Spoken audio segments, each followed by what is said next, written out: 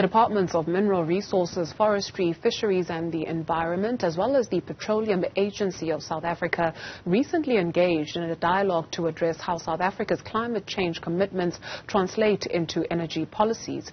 This came in the wake of a research report by the International Energy Agency, which outlines possible ways for Africa's energy systems that would promote a clean energy future and achieve the continent's economic development goals.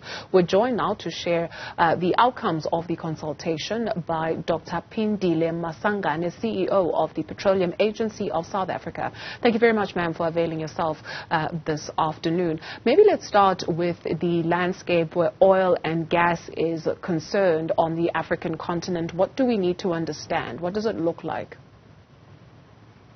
Thank you so much for inviting PASA, the Petroleum Agency of South Africa, to your show.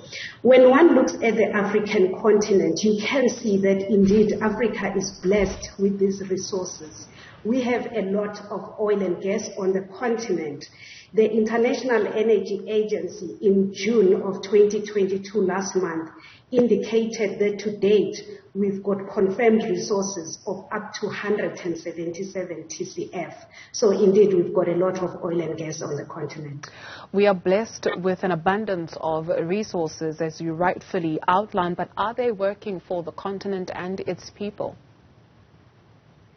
And that is exactly what the report is cautioning our African leaders. We have used these resources, we have extracted them, and we have exported them to other regions. So in short, a majority of Africa's resources currently are used to industrialize and to power other continents. And that is exactly what the report is calling for.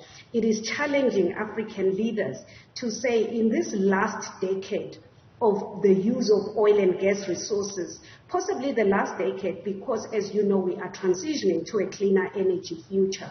So the report is challenging African leaders to say, let us use these resources to develop Africa. To your point of many countries actually exporting these resources, I think, if my memory serves me correctly, it's Angola that exports to China amongst others. But you've also got countries like Nigeria, Libya, Algeria, etc. When we take a look at the case of Libya, right now people protesting on the streets where the country doesn't work for Libyans. There's constant power cuts in Nigeria too, yet these are countries that are rich in these resources where for the layperson it doesn't make sense. Why do we have all these resources where we can actually power ourselves, but we are not? Your challenge to these governments that you speak of. So here we have this report. What will make it change, or what will make them even consider to turn the tide? Indeed, the report is challenging African leaders to implement policies that will change the tide. It is challenging African leaders to say, be intentional in your use of these resources and make sure that you use these resources, one, to earn the fiscal revenue that these resources bring. And when you earn that revenue, use it to the best development of the country. Secondly, use these resources to industrialize the continent and make sure that you create the necessary jobs in Africa itself.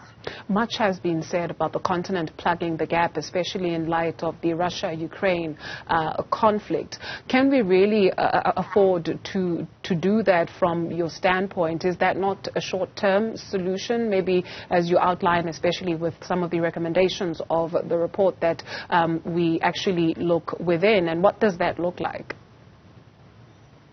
I believe that you can do both. You can continue to export these resources and earn the much needed foreign exchange or hard currencies that Africa needs for its other programs.